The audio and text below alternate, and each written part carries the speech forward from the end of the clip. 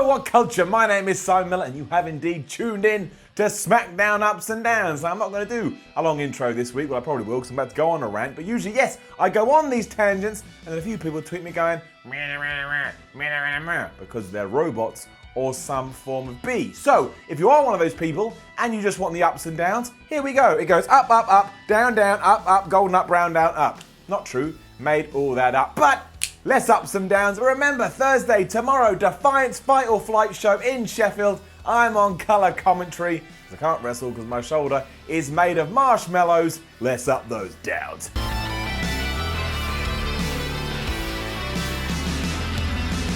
SmackDown started utterly different this week, but that is exactly why I liked it. After a quick advert for the WWE World Cup that's going down at Crown Jewel, Becky Lynch and Charlotte already in the ring, the Women's Championship was up in the air, it was time for their match, it's getting it up. As was the reaction for Becky, because surprise, surprise, it doesn't matter what WWE does, everybody loves her regardless. And again, I wouldn't say Charlotte Flair was booed here, she really wasn't. However, Becky was considered the hero, and everyone just cheered from the bottom of their lungs, because they love her so much. The stipulation here was that if Lynch was DQ'd, she'd still lose her title. So at one point she was like, well, screw this then, and she went and got her championship and decided to walk to the back. Charlotte stopped her, threw her back in the ring. So then Becky was like, all right, I'm just gonna hit you with my title, which would have been stupid, but unfortunately the referee was looking right at her, so he was like, well, I can't do this then, now can I? And then we got to the finish, and well, that has to get her down. Why?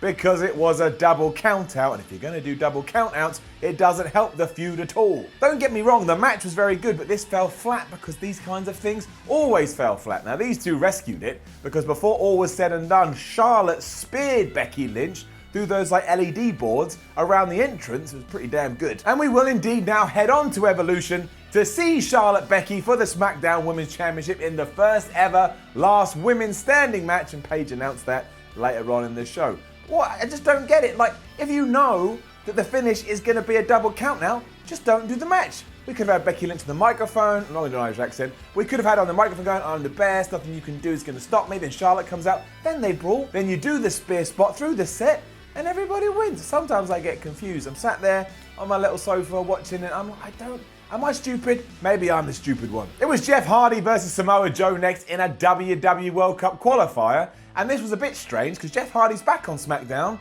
and there was no fanfare whatsoever. He just took a few weeks off apparently because Randy Orton whooped his ass, and now he's just going to stroll back into the land of SmackDown. Okay, that's all right. But what was not all right and what upset me greatly is that he was taking on Samoa Joe, as I said, and Samoa Joe lost.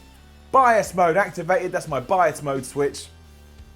Down. Again, this was a solid fight with Joe selling his knee wonderfully because he got it injured at Super Showdown. And you may want to ask yourself, why on earth did WWE let an injured man, an injured competitor, into their big brand new tournament? But I guess I'm just supposed to ignore that and wiggle my head like Stone Cold Steve Austin. Once again, it was the finish that made me sad. After Samoa Joe had pretty much whipped Hardy's ass for most of the fight, he went to attack him again, but Jeff Hardy moved out the way and he slammed his injured knee into the steel steps. Hardy saw that, he took advantage of it as he's wont to do, and the referee decided that the Samoan one was so badly hurt, he had to throw the match out and award the victory to one Jeff Hardy. That's not the most uninventive finish, but given that we'd already seen a draw between Charlotte and Becky, why are we doing it again? And also, if you know Samoa Joe is not going to win and is technically going to lose, just don't put him in the tournament. Go and find someone else. So yeah, Hardy progresses, and what Samoa Joe does now, I don't know. Obviously, because I can't see into the future. And up for Miz TV that followed, it was just nonsense and fun. I like nonsense and fun. His guests were Daniel Bryan and AJ Styles, the highlight coming when The Miz asked AJ about all that stuff with Samoa Joe hunting down his family and breaking into his house, but then said, look AJ, you don't have to worry about that with Daniel Bryan, because if he breaks into your property, he'll just go into your garden and tend to it. That was an excellent line. It got better too, mostly because of The Miz. AJ and Daniel basically spent the entire segment going, oh, I love you, but I'm going to beat you, but I love you, I'll beat you too. They were like respect friends until they turned their attentions onto the Awesome One and said, he's not though, he's a pile of crap. That wound The Miz up, as you'd imagine. He cut one of his impassioned promos and it was so good, he won everybody over. He does indeed want to face the winner between AJ Styles and Daniel Bryan, and I would imagine before long, that's exactly what happens, and we get a three-way here or maybe even a 4-way when an angry Samoa Joe comes back to get his revenge. At least that's what I'm hoping for. That's what I dream of at night. And yes, I'm saying I dream of Samoa Joe being successful in the WWE when I'm asleep. No problem with it. Happens. That transitioned into Shelton Benjamin versus AJ Styles, and I just like seeing Shelton Benjamin on my TV. He's really talented. Get him up. Miz and Bryan were on commentary, and it was just a very solid match between two wrestlers. I didn't even know I wanted to see wrestling. And of course, AJ Styles won after he hit that phenomenal forearm. A solid showcase, no shenanigans for the ending. Made me happy. Made me pleased. Like, there we go. Just a lovely wrestling match. The Rusev Aiden English story continued next, and while it did fall a little bit flat this week, I guess there was only so many things they could do with this. Yeah, no. Aiden turned up to play the rest of his video, and it turned out that last week when he teased us with Lana saying to him, "I want you," what she was actually saying was, "I want you to know I'm really respect and I'm really pleased with how much you do for," wait for it, Rusev. The only word she still says in Russian. He stopped the tape there and said he would destroy it if Rusev would come out to the ring and reunite Rusev Day, and also dump Lana in the process. But none of this worked because Ruru and Lana did come out and they were like, Aiden, you've been hacked, so now we control your phone and we're going to show the rest of the video. Now the strange thing here was there was no phone, so it was just some production guy in the back who had to do all of this.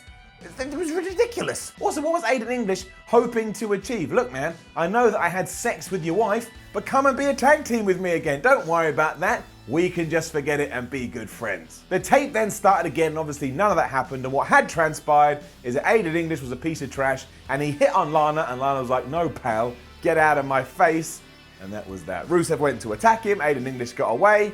I imagine now they have a match.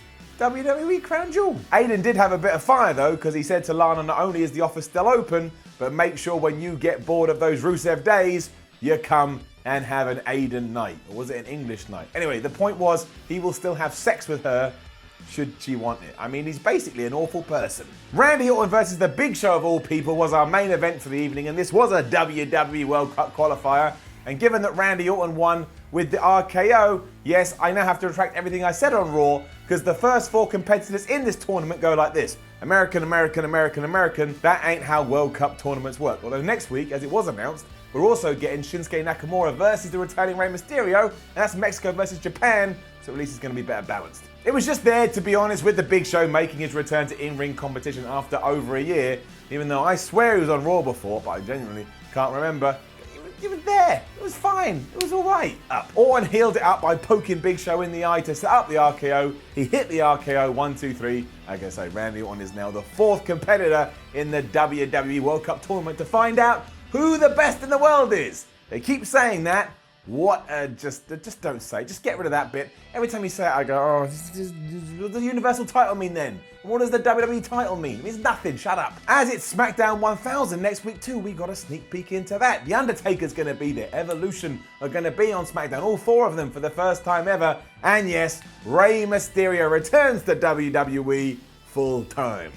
That's all right. No brown down or golden up for this episode because they mean something. They're important, so I ain't just going to dish them out as and when. And really, this was a solid episode of SmackDown, but it doesn't deserve anything golden that goes up, and it doesn't deserve anything brown that goes down. Oh man, when I say it like that, it's even worse. I hate the brown down. I hate it. And I did it for all of you. Now, don't forget to leave a comment below and let us know what you thought about last night's SmackDown. Like, share, and subscribe. Head over to WhatCulture.com, read yourself more articles. Follow WhatCulture on Twitter at WhatCultureWWE, and there's some videos. Hang on, I've got to do a mirror image. Over there. I think they're over there. They could be over there. Look, they're to the side of my head. Click them and continue to watch more WhatCulture content. My name is Simon Miller. You've been watching WhatCulture and those ups and downs for SmackDown. And as ever, thank you for joining me. I'll see you soon.